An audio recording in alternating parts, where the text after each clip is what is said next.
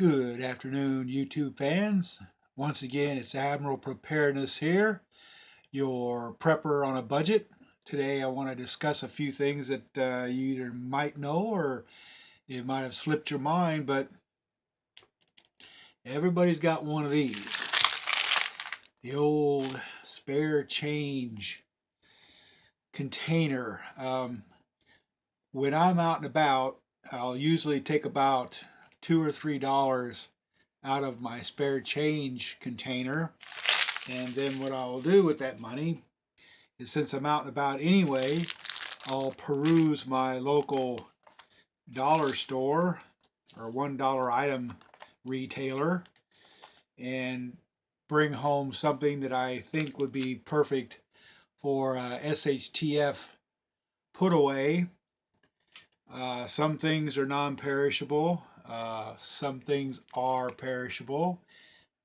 We're still on the hunt for these products only because they're becoming less and less available at my local dollar stores, only because I think it's summertime and everybody uses these to go camping and going to their summer homes or wherever they're going. These are great to have, especially if you got those little nose miner running around your house wanting fresh milk. I did pick up one of these vacuum bags recently while doing some work in my basement. I found some items that I'd like to vacuum seal and preserve to save space, and so these will be perfect for that. They do work.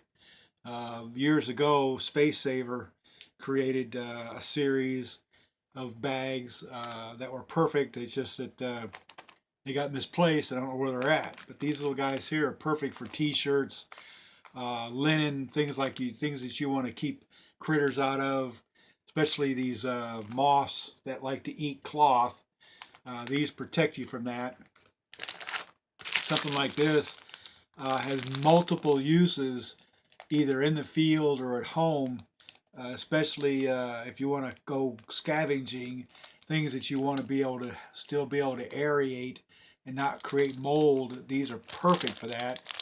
Of course, again, we talk about uh, non-perishable perishables, the shelf-stable milk. Remember, when you're in a situation where there's no shipping, there's no trucks getting to and fro, and well, you're at home, everything's fine, you're not being invaded by the marauders, everything's copacetic except for one thing. When you started getting your recipe book out for all your prep needs, you found out that you don't have any milk. Well, guess what?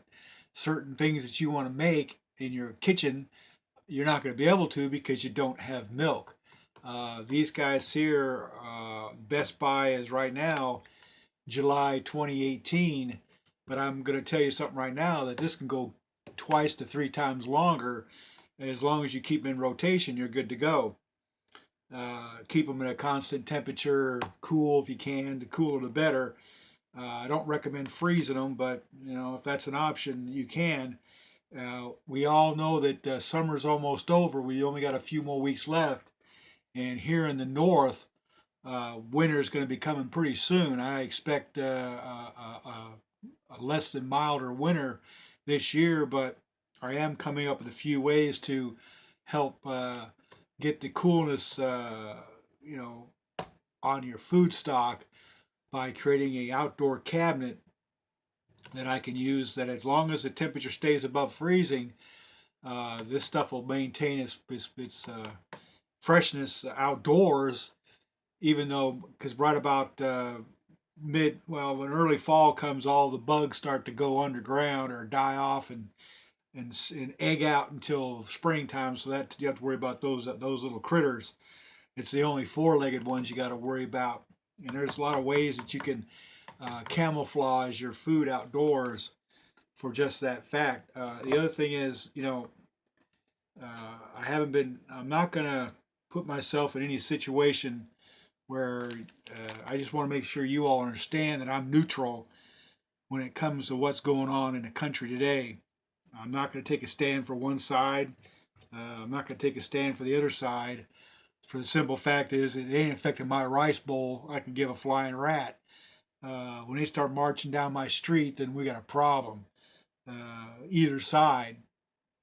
But I want to just show you folks that if you have spare change, and you really don't want to spend a lot of money, prepping on a budget can be accomplished very easily and very slowly over time. I met a gentleman just yesterday, and we were talking about, a beginner prepper, and we struck up a conversation while I was purchasing these items in that store, and he had mentioned he only has peanut butter. Then he asked me how much peanut butter do I have, and well, I kind of reeled back and said I got about a 6-year supply of peanut butter. Unfortunately, I went nuts buying peanut butter, but since it has a long shelf life, I consider it a great barter item. And with all the items that I do have that are considered long term or at least mid-term store, these guys make great barter items for your neighbors. Don't let it be known that you've got them, of course, until the time comes, but just be careful. Uh, the thing is with these stores that sell things such as this, with that spare change I was talking about earlier, it is advisable when you're out running around. You do your map. You say, well, I'm going to be at the bank. I've got to go to the post office. I've got to go to the church. I've got to go to the store. I've got to go. Well, when you come by these places, you got that spare change. Everybody's got spare change unless you're a bum and that's what you're living off of. And I got no disrespect for bums, believe me. But when you think about it, you're out there. You're going to go by that place anyway. So why not take a couple extra minutes, go on inside, and take a few minutes to look around and have an idea of what you're looking for. And when you get there, you get it and you get back out, but you only spent $2. Here, there's only $4 being spent, and then you have your receipt. So what you do is you go home, get your clipboard out, get your paper out. If you got a computer and you want to start documenting it, you get the document of the date you bought it. You got the date of when the expiry of the best buy is. You got an example of what you're trying to do. You could use it, put it in a document where you're going to store everything. But the key is when you're going out there and you have one of these, well, that's a bank. That's real money. These people don't mind taking that coin if they don't. Please believe me, as a former retailer, when somebody walked into my place of business and had change, I wanted it big time because that kept me from having to go to the bank. So I would keep that change in my safe or in the petty cash drawer, so I wouldn't have to worry about being a penny short or a penny less or penny more. This is money. Now also remember that look at the dates on your coins just for the fact that that gives you something to do. Plus, some of these coins could be worth more than a penny. They'd be worth more than a nickel. They could be worth more than a dime. The Susan B. Anthony's are still currency, even though the government has withdrawn them from circulation. They're still legal tender. The half dollars are still legal tender, and the $1 coins are still legal tender. The only thing that most people will shy away from is foreign currency. If you've got a Canadian penny, it can go through. Funny money they don't like. I'll give you an example. These quarters that came out, the state quarters came out a few years back, and I was real hesitant to take them because the fact that I didn't know what they were. I had no clue that these things were being circulated, and I found out that sure, they're quarters made by the state. Also, want to point out the Susan B. Anthony's and the quarter. These are Susan B's. That's a quarter. Now, to the naked eye, you're gonna go, huh? What's the difference? There's just a little bit of a difference, but that's what makes the Susan B one of those coins that was like, gee, what were we thinking? Because you could put this in a machine and it thinks it's a quarter or it thinks this is a dollar, and it was a whole nightmare. The half dollars, that was a getchy back in the day, but you just remember that those are still currency. Uh, a quarter's a quarter, a quarter's a quarter.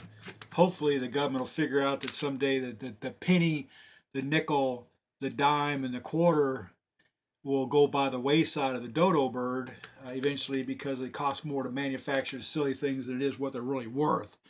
So, just to let you guys know, everything's going fine. I hope you're watching my past videos.